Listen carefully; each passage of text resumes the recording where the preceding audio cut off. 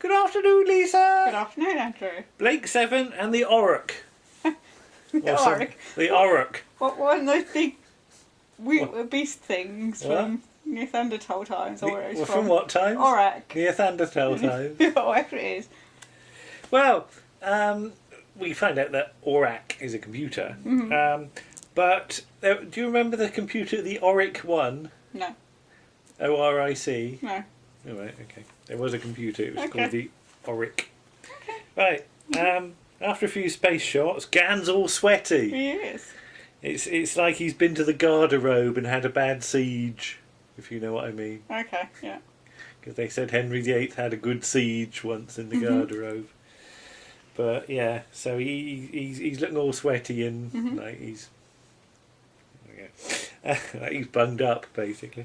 So he has a drink of some summit. Water or something. Or Andrew's liver salts or something. And Jenna's all huffing and puffing, isn't she? She's that a new thing she's put on? Yeah, she's got a red thing, a red thing. Yeah. And then we get Blake's log.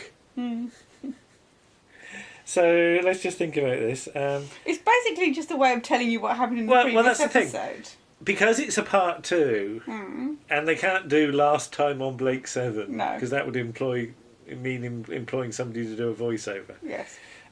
Apparently Blake spends all his time recording and narrating a little sort of log. Yes. Doesn't he? Like a blog. Blake's a blogger or a vlogger. So Blake's got his own YouTube channel, I expect, that nobody watches. Not many people watch this, but I bet even few watch Blake's log, don't they? So they've got all the graphics and the video and film nicked from last week, including shots that they couldn't possibly have got. Yes, like the ship crashing. Like when they're on the planet, for example. And yeah, they've just got all the BBC footage of it, which makes no sense. Unless like Gan sort of legged it over there with a camcorder to get some shots. I don't think so. But yeah, does he do this every week? You know, is he made a little vlog for Project Avalon or something like that, just in case somebody's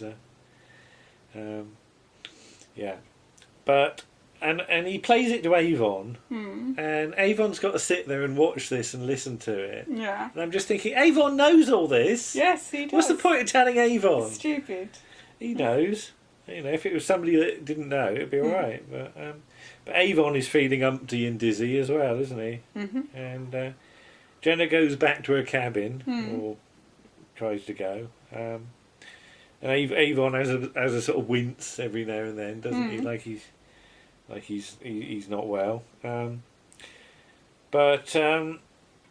Yeah, they're looking at the video of the ship, and the explosion that went off. Yes. Seems to have happened in the wrong place, not in the engine area. Yeah. And they conclude with a bit of help from Zen that this is an explosive device, which is sabotage. Yes. And I said that would be a good name for a Blake 7 episode, wouldn't it? Sabotage. Yeah. But yeah. Callie says that Jenna and Gan are feeling sick. And so's Villa. And so's Avon. So Callie gets out a beepy box, doesn't she? And it runs over Avon's hand and then Villa's hand, and it goes beep, beep, beep, indicating that they've got a bad dose of the radiation sickness, haven't they, from when they went down last week. Yes. So immediate treatment is needed in the form of decontamination drugs, and they haven't got any. No. They're useless. So they've got a huge room full of clothes. Yeah, and jewellery. And a huge room full of jewellery. But no actual useful things. Nothing actually useful. No. They just put dough. So all they can do is go on to Aristo and hope that they've got some there. Yes. Gan's having a listen, isn't Yes. he? He's earwigging. Then we see sort of the planet Aristo, which is all blue, isn't it? Because it's mostly water. Yes. Then we see Derek Farr and his fish in a tank. Poor fish. And you're going to say poor fish, isn't it? And one thing that struck me is, where'd you get fish food from on a planet if you've been on the planet? Where'd you get fish from? Well, you can get them out of the sea, but if you've been on the planet for 40 years... No, perhaps you... I don't know. Where's he get? Where did he get all his food from? Yeah, well, yeah.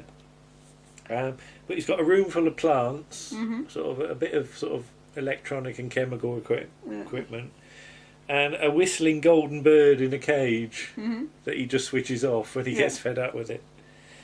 And there's a metal thing in a chest. His chest. In his chest. Not in a chest. Well, there is a metal thing in the chest later on. But yeah, he's got this sort of thing. It's an unwieldy looking thing, isn't it? It is. Yeah. Look like it would itch. Yeah. Shall I demonstrate my chest? No. Oh, damn. And he plugs himself into a thing and the dial goes up to 3/4, indicating that he says that's not good.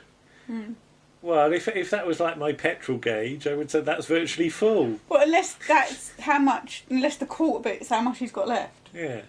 But it's got a red bit and up to a half, and then a green bit up to a half. Yeah. So I'd have thought if it was 3/4 full, he could go for ages. But it seems to indicate he's not long for this world. And then he's got a blue, horrible-looking drink, hasn't he? Yes. And it's, as I always say to you, it's not see-through, so I don't trust it. No, don't trust things that aren't see-through. But there's a voice and a noise. And the voice tells us that there's a space vehicle that's landed. That's come, and the noise is sort of, and I say it just sounds like a wasp in a jam jar, doesn't it? Yeah. If you trap a wasp in a jam jar, it gets cross. Well, yeah, so would you. Yeah. I've never been trapped in a jam jar. But you would, wouldn't you? I'm not Wendy Padbury in the Mind Robber. Well, you'd get cross if somebody trapped you in a jam jar. But apparently people are coming. And the way the camera shots work, this voice appears to be coming from a plant with a flashing light in it. So obviously Orac is some sort of pot plant, isn't he? You know, perhaps he's an aspidistra or something like that. Yeah. What, like Uncle? Like Uncle from the Adventure Game. Yeah, I'm going to make several references to the Adventure Game during this one. Okay. But he says he's going to activate the security systems. And there's reference to the Phibians, who are not like the people that live next door. They're sort of some creatures that live on the planet. Yes. Although if the things that we see are Phibians, they're not amphibians, they're lizards. And they're two separate things. But anyway, you get a bit of thunder and lightning, and there's an obelisk on the beach, isn't there? And I said, who made that? Who knocked that up? Ensor didn't go out with it like chipping away at a rock with his tools, some other people used to live there because they said that But that was a long time ago. But yeah. Well, it only looks like it's been there 10 years. Well. Yeah. But Travis and Servalan are here, and Servalan's got her best trews on, hasn't she? She has, yeah. It's probably about the only time you'll see her in trousers. In Sanju as a dress. And I said, almost practical for once. Almost. For like yomping about.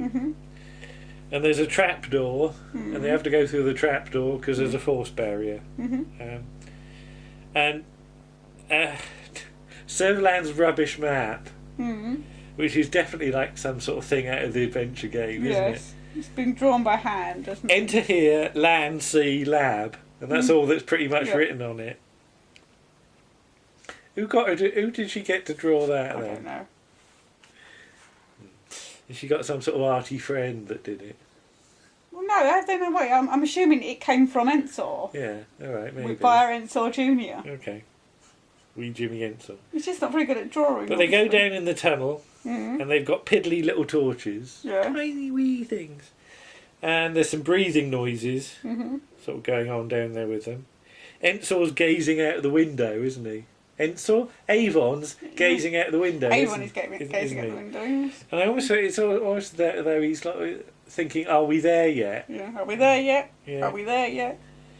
But apparently, Ensor invented Tarial cells at the age of 18, which are in every computer. Well, every computer in the Federation. And I'll come back to that in a minute.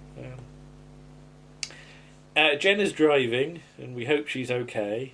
And Zen lives in a box this week, partially. Yeah. They've got like a portable Zen, haven't they? Well, it's just a screen, isn't it, with a picture of Zen? Yeah. It's a big standy up thing that Zen lives inside in black and white because they can't afford a proper monitor. But Ensor's got a portable heart powered by microcells that he had like done 40 years ago. Mm. So what I said last time, they're cutting it really fine, aren't Yes. they? You know, they should have done all this about 5 years ago, Yes. shouldn't they? Mm.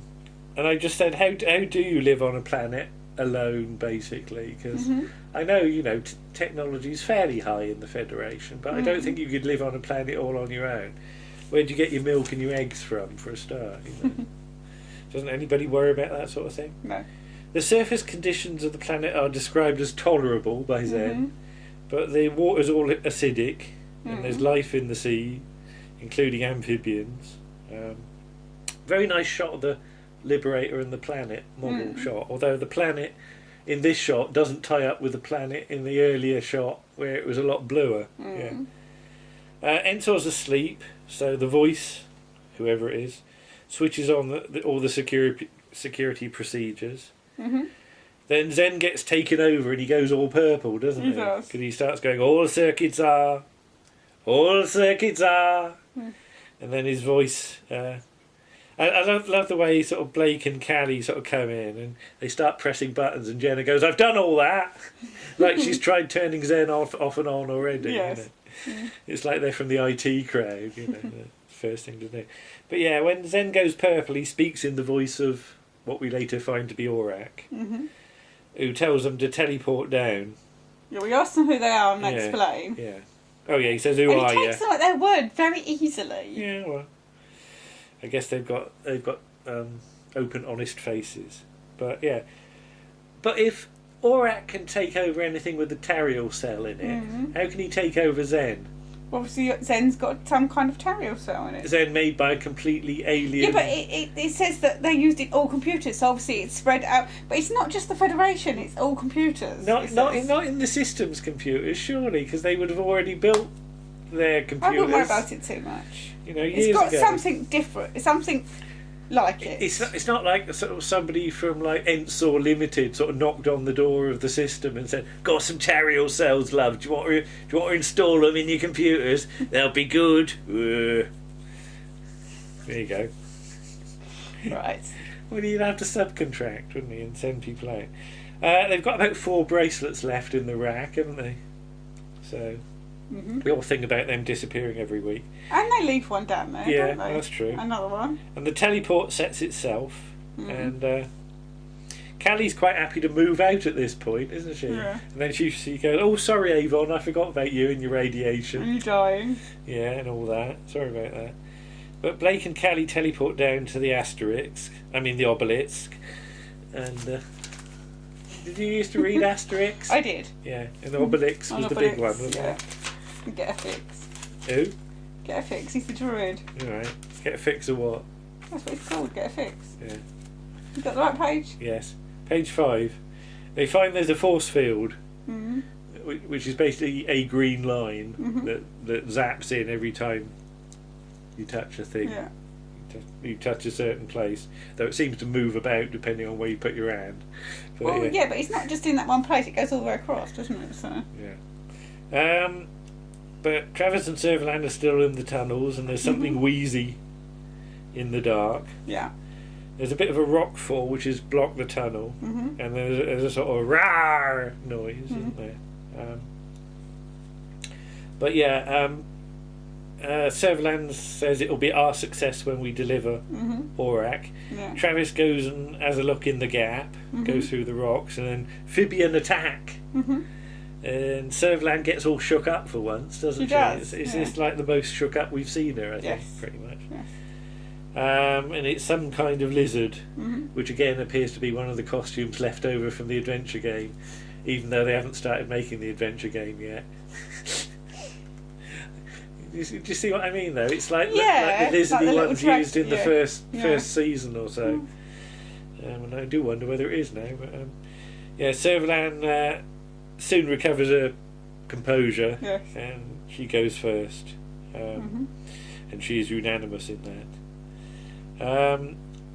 But there are a couple of skeletons that they find, aren't there? And there was some talk of an expedition that went earlier, so we assume and that's, they never returned. that's who they were. Blake and Callie have wondered which side of the barrier they are. Are they trapped inside or trapped outside? But then a flying ball appears. It's sort of like a Sputnik-y kind of thing, isn't it? Yeah, it's sort of a ball with like a fin on it. And because there was one in Ensor's lab amongst the shrubbery, wasn't there? So this has got to be a separate one, I assume. Unless it sort of got out of the shrubbery, went for a walk, then comes back later. I don't know. But yeah, they're told to remove their weapons. Blake says no. Boom.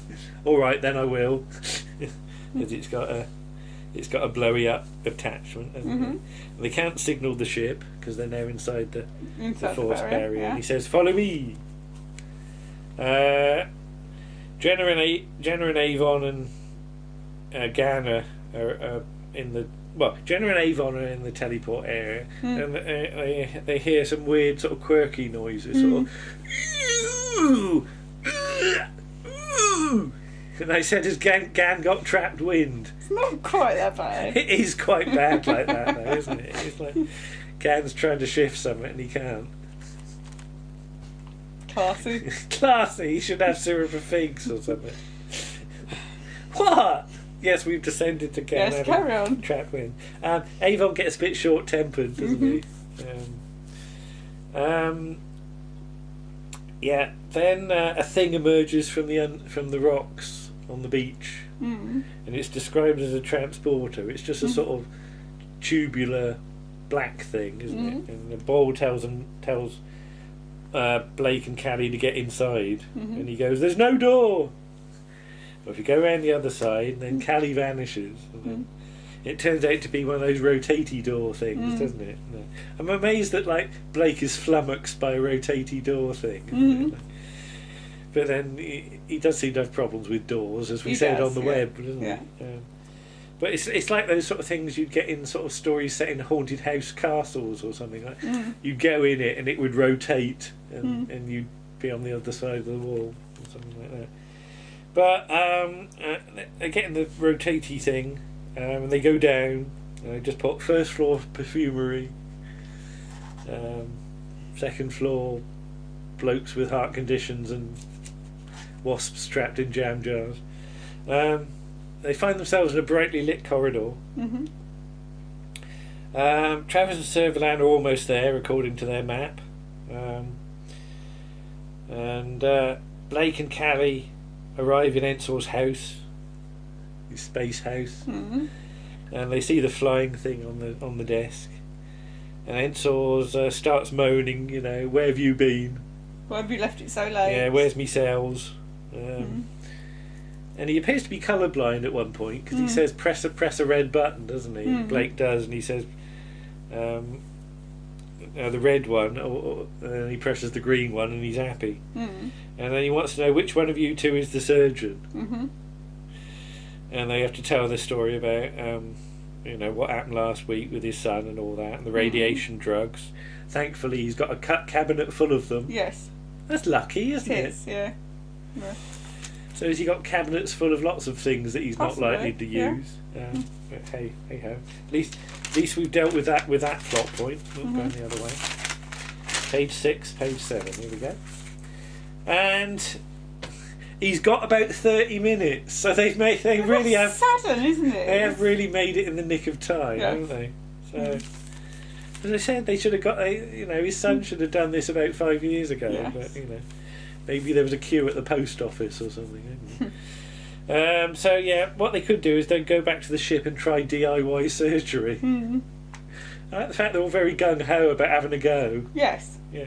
They weren't going to do Gan's head the other day, No. were they? Well, obviously brain surgery is more difficult than putting themselves in a mechanic heart. Right. What you need is a flap, doesn't Just he? flap, Just drop them in. Yeah. Make sure they get them round the right way, though. Yeah. I've just got like visions of like Robert's robots now. Like, God, okay. Like his ear's going to start overheating or something if they get him in the wrong way. But yeah, this force barrier is a pain in the arse because to teleport they've got to get the other side of it, and it will take too long to dissipate, even if they turn it off. So they got the drugs and they bring Orac, and he turns out to be not a plant with a light in it, but a plastic square thing Yes. that lights up. Mhm. It's a brain and a genius, apparently. Yes. It's not just a computer. It can draw information from any other computer without a direct link. Mhm. Wow, imagine that. A computer that could interface with any other computer without a direct link. Where's your phone? Over there. Yeah. Your phone's Orac, basically, Yes. these days, isn't it? Yeah. But at the time, and I Mhm. remember sort of watching this, thinking that was amazing, that you could have a computer that could, it talks to other computers, as Tom Baker would say in the Prime Computer advert. Yeah. So yeah, basically Orac is just like got a Wi-Fi modem, really, hasn't he? And Orac's got a huge key to turn him on and off. Mm. Yeah. You'd think you could just be voice activated. You would have thought so, yeah. But imagine if you lost it. If it fell down the back of the sofa and you were trying to find it in our... I have trouble like losing me remote control sometimes, don't I? Mouse. And Me what? mouse. Me mouse, yeah. But yeah, so Ensor does one quick sort of water of his plants. Bye-bye plants. And he gives his fish some fish food. And then that's probably going to be it for the fish. I'm Yeah, sorry to poor say. fish. Unless at the end of the episode, Blake remembers about the fish Well, and goes and gets and goes and gets the fish and the plants. he might put them in his room. Yeah, Yeah, that's what he does. He goes Yeah. and gets the fish and puts the fish in his room and he feeds them and talks to them. yeah, okay. There you go. Plants, not so much.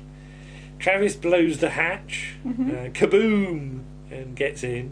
Yeah. And this is the point at which Travis stops being played by Stephen Greif, isn't it? Yes. He's played Until the in the video video stuff, he's played by some flat-footed extra, isn't Yes. he? Unfortunately, He'd done himself in, hadn't yeah, he? he And he hurt his back or something. No, he did something to his leg. Did his a ligament in or something? All right. Playing squash, All right. which proves exercising is not good for you, and couldn't do the studio stuff. So he just does the voiceover. The problem is that wherever they've done the voiceover, Yeah. it's not. It just because it's not in studio, Yeah. it's noticeably different, Yeah. isn't it? So they try their best and shoot Yeah. Servalan and Travis's feet, don't Yeah. they, basically? But yeah, he's a bit flat-footed. Yeah. So Ensor's having a bit of a turn, isn't he? Mm-hmm. And I love the fact he's like, although he's like on the sort of got 30 minutes to go, they still expect him to help hump Orac about, don't Yes. they? But yeah, Travis shoots, Mm-hmm. and they sort of leg it out the other door, don't they? Mm-hmm. So they sort of run down the Why corridor. didn't they go in his rotating thing? Because that would involve going past Travis. Yeah, but why didn't they go in that in the first? They could have been in it by the time he burst in, No, couldn't right. they? And Okay. then Travis does his wonderful Travis shouts, "He's getting away! He's getting away!" Yeah, he sounds really upset again when he says that, doesn't he? Yeah, I know. So yeah, Blake fiddles with the rocks, doesn't he? Oh, with the roof. He's trying to bring the roof in for no very good reason, because they're not being followed that way. No, but they don't know that. They don't know that. No. Everyone on the Liberator's having a nap, Mm-hmm. and like Avon sort of calls for Villa. And I love the fact that Gan's just asleep, and they try to wake up Gan. And I imagine going, "Ah, I was falling!" Like he was having a dream or something. I don't want to do it! Gan's weird dream. This could have been a running joke, isn't it? Yeah. Gan wakes up and says something weird. There were bees! So Avon and Villa go down. Jenna makes a right old hash of the teleport when she she's does like- it. I don't know what I'm doing. Villa wets himself, doesn't he? Well, he gets a wet foot. Yeah, 'cause he has to put his boot on before he goes down. Yeah, And he lands in a puddle. right up to his middle, and he never goes there again. There's some more roaring in the dark. Blake's still playing with the rocks, and there's a claw, isn't there? Yes. It attacks Callie, and then they deal with it, and then look, a ladder, Yes. and then by which time Ensor's carked it. Yes. So that It's taken too long. that was useful. A A little longer and we might have saved you. Yeah. A little less lugging Orac about and they might have saved Yes. him as well. Yeah, make the man with the heart condition and carry something heavy. Yeah.